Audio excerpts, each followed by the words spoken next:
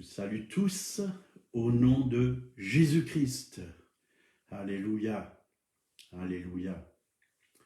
Voilà une journée nouvelle qui démarre dans sa présence. Vous êtes au trésor du ciel et aujourd'hui on va continuer sur les paraboles. La parabole du semeur. On a déjà vu 2 paraboles hier, du trésor caché et de la perle à grand prix. Et c'est vrai que c'est des paraboles du royaume de Dieu. Je veux vous encourager ce matin, voilà. Et je vous salue. Hervé, toi et toute ta famille, sois bienvenue aujourd'hui. Il y a des délices, oui, éternelles à la droite de Dieu. Il est dit, il y a d'abondantes joies devant ta face et des délices éternelles à sa droite. Et nous voulons vraiment goûter encore ce matin à toutes ces délices que Dieu a préparées pour nous. Oui, Dieu est bon, Dieu est délicieux. Et je dirais, il est très bon. Pour toi, pour moi, pour chacun, pour tous ceux qui cherchent Dieu, ils le trouvent, ils trouvent ces merveilles. Voilà Bernard, Joël, Chipicalou, soyez dans la paix, dans la joie, soyez les bienvenus. Voilà, on va commencer, oui, cet enseignement sur les trésors du ciel. On va prier. Seigneur, merci, ta parole est vivante, ta parole est puissante, elle transforme nos vies, elle nous renouvelle, elle nous encourage à aller plus loin, aller plus haut avec toi, Seigneur, à une dimension nouvelle, Seigneur, et nous voulons, oui, chaque jour te connaître davantage, Seigneur, recevoir ta révélation de qui tu es, qui est le Père, oui, qui est le Saint-Esprit. Nous avons besoin de t'aimer de tout notre cœur, de toute notre âme et de toute notre pensée, mais aussi notre prochain comme nous-mêmes. Apprends-nous, Seigneur, oui, à recevoir, mais aussi à donner tout ce que tu nous as donné au nom de Jésus. Amen. Voilà, le royaume de Dieu. Enseignement numéro 24. Et aujourd'hui, donc, la parabole du semeur. Matthieu 13, versets 1 à 9. Ce même jour, Jésus sortit de la maison et s'assit au bord de la mer. Une grande foule s'étant assemblée auprès de lui, il monta dans une barque et s'assit. Toute la foule se tenait sur le rivage. Il leur parla en parabole sur beaucoup de choses et il dit, un semeur sortit pour semer. Comme il semait, une partie de la semence tomba le long du chemin. Les oiseaux vinrent et la mangèrent. Une autre partie tomba dans les endroits pierreux où il n'avait pas beaucoup de terre. Elle leva aussitôt parce qu'elle ne trouva pas un sol profond. Mais quand le soleil parut, elle fut brûlée et sécha, faute de racines. Une autre partie tomba parmi les épines. Les épines montèrent et l'étouffèrent. Une autre partie tomba dans la bonne terre. Elle donna du fruit, un grain 100, un autre 60, un autre 30. Que celui qui a des oreilles pour entendre, entende. Donc la parole du semeur. Oui. On a besoin, oui, d'avoir, oui, on a vu les 4 terrains, mais que nous puissions être ce 4e terrain, la bonne terre, où Dieu peut semer en nous sa parole et qu'il puisse produire beaucoup de fruits pour sa gloire. Donc, la semence tombe dans 4 types de sols différents.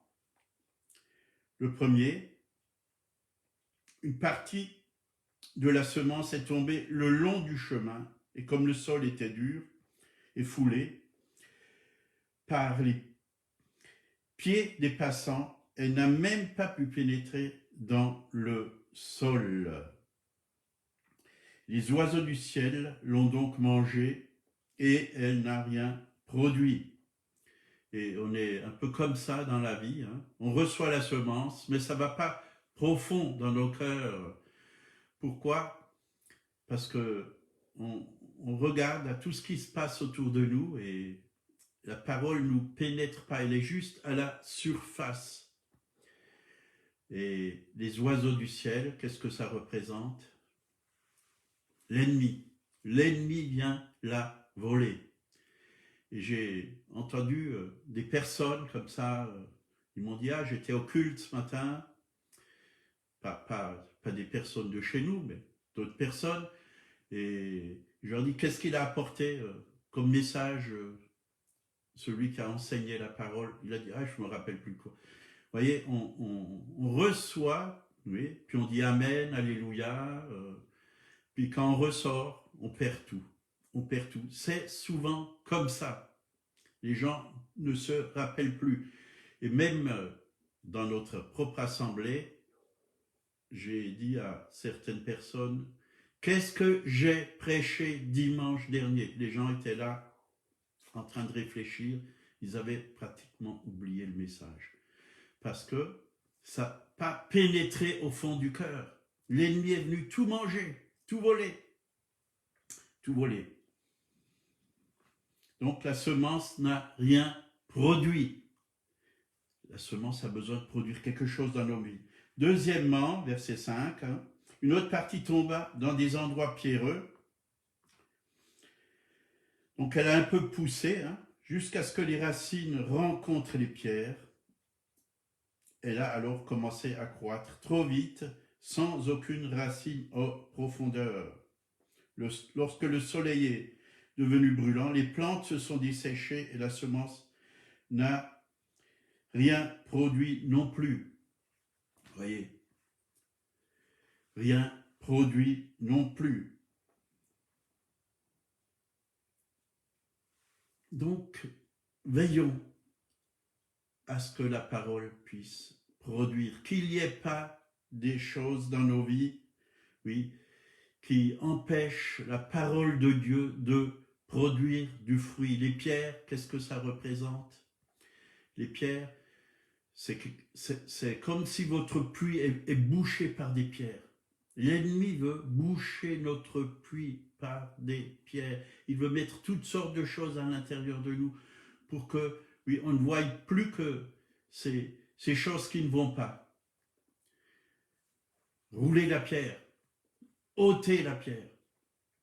Il y a des pierres en nous, ça peut être la pierre du péché, la pierre des soucis, la pierre du manque, on manque de plein de choses et on se fait des soucis, des craintes. Il y a plein de pierres qui peuvent boucher notre puits. Pour que l'eau puisse couler de notre puits et pour que vraiment les semences puissent porter du fruit et aller en profondeur et rester, ils ont besoin vraiment d'une bonne terre, que nous soyons une bonne terre, que les soucis ne viennent pas vraiment nous arrêter dans notre vie, dans notre marche avec le Seigneur. Troisièmement, une partie encore de la semence est tombée parmi les épines. Celles-ci ont poussé avec les plantes et les ont étouffées. Donc, ces derniers n'ont eu assez d'air et de nourriture et la semence n'a rien produit. Vous voyez, 3 fois la semence n'a rien produit. Les épines ont étouffé la semence.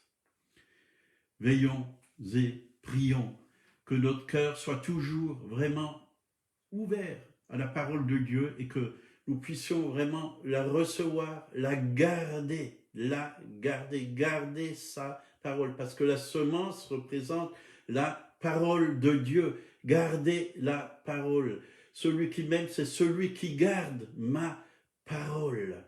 Ma parole. La méditer jour et nuit. la garder, la protéger dans notre cœur, que personne puisse voler cette parole, que l'ennemi ne puisse venir manger cette parole, que les soucis ne puissent pas venir enlever cette parole, que nous ne puissions pas oublier qui est Dieu, qui nous sommes en lui, la vie que nous avons en lui, et que vraiment nous gardons notre cœur plus que toute autre chose, car de lui viennent les sources de la vie. C'est ce que la Bible dit dans le Proverbe, garde ton cœur, garde ton cœur. C'est précieux, la parole de Dieu, c'est précieux. La parole de Dieu, c'est Jésus, il est la parole. Il est la parole. Mes paroles sont esprit et vie. Il nous communique la vie, il nous communique la santé, il nous communique la guérison, il nous communique la révélation, il nous communique des forces. Chaque jour, nous avons besoin de la parole de Dieu. Jésus a vaincu le diable en disant, il est écrit, il a cité la parole de Dieu. Et si elle n'est pas en nous, comment on peut dire, il est écrit? C'est pourquoi il est important de lire la parole de Dieu. Mais avant de la lire, il faut prier, il faut demander au Saint-Esprit de ouvrir pour nous les Écritures, de nous révéler les Écritures, qu'elles soient pour nous une nourriture spirituelle. Oui. Quatrièmement, ça c'est vraiment la terre la plus importante. Je n'ai pas voulu m'arrêter sur les trois premières terres, mais là, le quatrième terrain, le quatrième sol, ça c'est pour quelqu'un qui aime Dieu, qui cherche Dieu, qui a faim de Dieu et qui veut absolument marcher avec lui et grandir avec lui. Quelqu'un qui veut aller dans les profondeurs avec lui, quelqu'un qui veut aller plus loin, plus haut. Donc on va lire ça. Une autre partie tomba dans la bonne terre. Elle donna du fruit, un grain 100, un autre 60, un autre 30. Et celui qui a des oreilles, entende. Pour entendre, entende. Voici ce que Jésus dit à propos du bon sol et de la semence qui y tombe. Dans Matthieu 13, 23, celui qui a reçu la semence dans la bonne terre, c'est celui qui entend la parole, la comprend, entendre, voyez, avec les oreilles spirituelles, la foi vient de ce qu'on entend, voyez, la parole de Dieu, et ce qu'on entend vient de la parole de Christ. Qu'est-ce que Christ nous dit chaque jour? Est-ce que nous prenons ce que le Seigneur nous dit chaque jour? Jésus parle, il est vivant, il parle chaque jour, et il a pour nous une parole chaque jour. Est-ce que nous écoutons sa parole? Est-ce que nous la comprenons? C'est bien d'écouter, oui, mais est-ce que nous comprenons vraiment ce que Jésus dit? Est-ce que nous en avons une révélation? Est-ce que c'est clair dans notre esprit? Je ne parle pas dans notre mentalité humaine, dans notre intelligence humaine. La parole de Dieu est esprit et vie. C'est spirituel. C'est une compréhension qui vient d'en haut. Là, il est dit, celui qui entend la parole, la comprend, il porte du fruit. Porter du fruit. Et un grain en donne 100. Ça, c'est maximum. 100, vous vous rendez compte? Un grain, 100 fois plus. Un autre 60, un autre 30. Celui qui produit, d'abord, il écoute la parole et ensuite, il la comprend. C'est vrai pour celui qui représente une bonne terre. On porte beaucoup de fruits. Il y a un rendement, Et la volonté de Dieu, c'est que nous puissions porter beaucoup de fruits. D'ailleurs, Jésus l'a dit dans Jean 15, verset 5, il dit, je suis le cep, vous êtes les sarments, celui qui demeure en moi et en qui je demeure porte beaucoup de fruits. Sans moi, vous ne pouvez rien faire. C'est quoi porter beaucoup de fruits? C'est que ça soit rentable. Parce que si on reçoit la parole et que cette parole ne produit rien, c'est pas rentable. ça doit être rentable. Dans notre assemblée, on a un agriculteur et il sème du maïs, du blé et du soja. Pour lui, chaque semence qu'il met en terre, ça doit produire une récolte et une bonne récolte.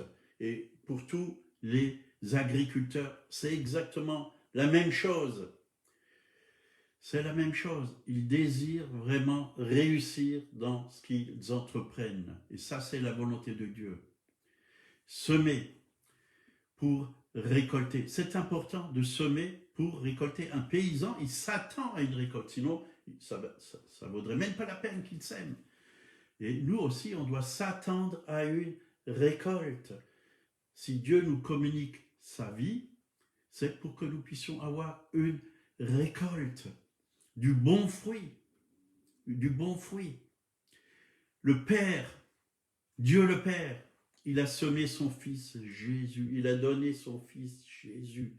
Aujourd'hui, il y a eu, depuis 2000 ans, des milliers d'hommes qui sont devenus des fils et des filles de Dieu. Il y a eu une récolte, parce que Dieu a donné son Fils Jésus. Il a donné le meilleur grain qu'il avait, le grain de blé. Si le grain de blé ne meurt, il ne peut porter du fruit. Il est mort et il a porté beaucoup de fruits. Et ça aussi, nous ne devons pas vivre pour nous, non ma volonté, mais ta volonté, Seigneur. Je ne veux pas vivre ma vie, mais je veux vivre ta vie. Ta vie. Je veux vivre, oui, Christ en moi. Ce n'est plus moi qui vis, c'est Christ qui vit en moi. C'est comme ça qu'on peut porter du fruit. Non ma volonté, mais ta volonté. Il faut qu'il croisse, mais il faut que moi je diminue. Sinon, Dieu ne peut pas croître en moi. Donc, nous voyons, il y a 100 fois plus, 60 fois plus et 30 fois plus. Chaque semence mise en terre donne 160 et 30. Le rendement au centuple représente celui qui a 60 et 30 réunis. Voyez, plus que le deuxième, 30. Non, le deuxième, 60 et 30, ça fait 90. Voyez, les deux ensemble réunis, ils n'ont pas produit autant que le premier. Ils sont arrivés à 90. Mais le premier, 100 fois, il a eu une récolte à 100%. Et nous devons vraiment veiller pour que nous puissions avoir une bonne récolte. Dans Luc 8, verset 15, il a dit « Ce qui est tombé dans la bonne terre, ce sont ceux qui ont entendu la parole avec un cœur bon et honnête, la retiennent et portent du fruit avec persévérance. » Portent du fruit avec persévérance. La persévérance, ça fait beaucoup. C'est un des facteurs. Mais le cœur aussi, un cœur honnête et bon. C'est-à-dire entendre la parole avec un cœur bon et honnête. Entendre la parole, la retenir et persévérer. Ne pas abandonner. C'est pas parce qu'on voit tout de suite, on ne voit pas tout de suite le fruit.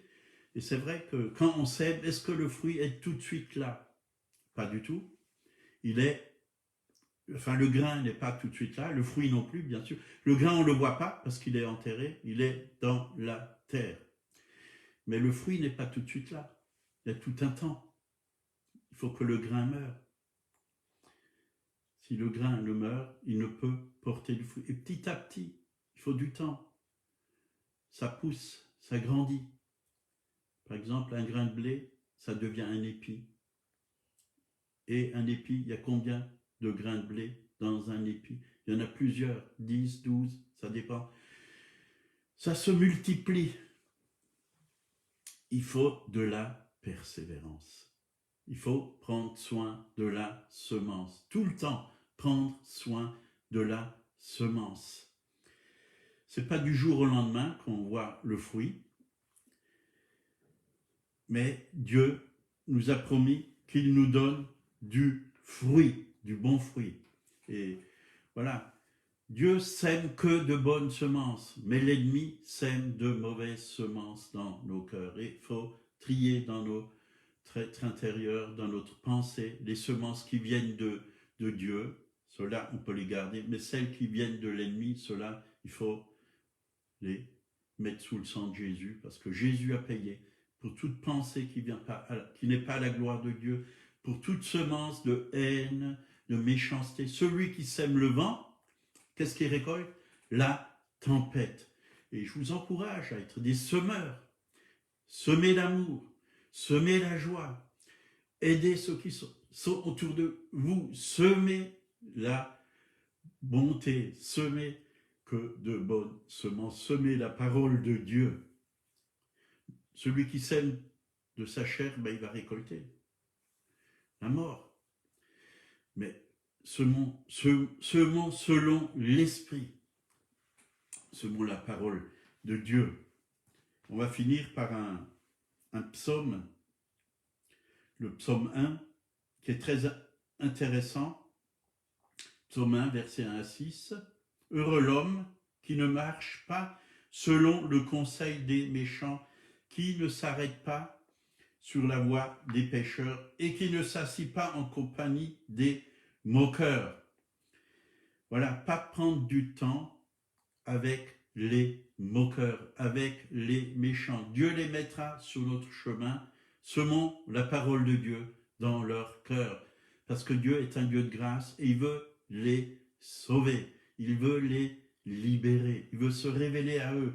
Mais ne vivons pas avec eux, n'acceptons pas leur façon de vivre, de penser. Nous ne sommes pas de ce monde, nous sommes citoyens des cieux, nous ne pensons pas comme eux, nous n'avons pas les mêmes valeurs que eux. Mais qui trouve son plaisir, heureux l'homme, qui trouve son plaisir dans la loi de l'Éternel et qui la médite jour et nuit. Voilà.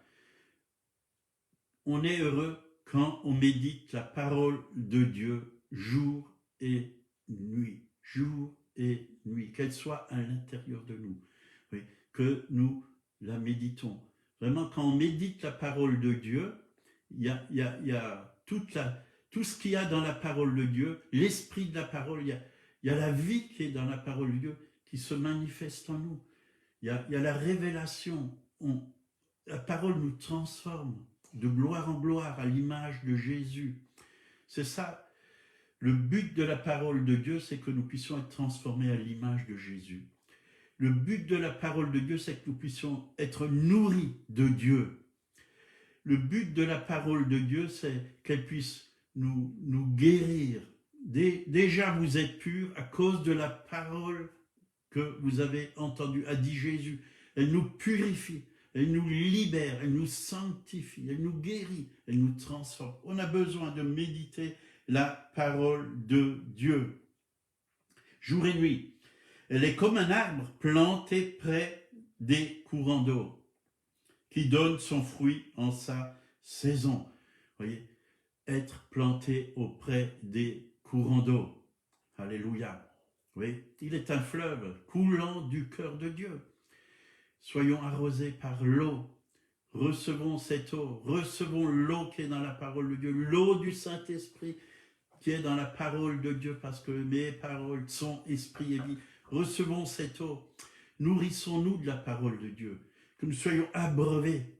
Oui, que nous puissions être verts et porter du fruit. Comme cet arbre. Il est comme un arbre planté près des courants d'eau qui donne son fruit en sa saison, c'est-à-dire on ne veut pas toujours donner du fruit, mais il y a une saison, il y a un temps pour donner du fruit, dont le feuillage ne se flétrit point. Tout ce qu'il fait, lui, réussit. Dieu désire que tu puisses réussir dans tout ce que tu entreprends, dans toutes tes entreprises. Dieu veut que tu puisses réussir.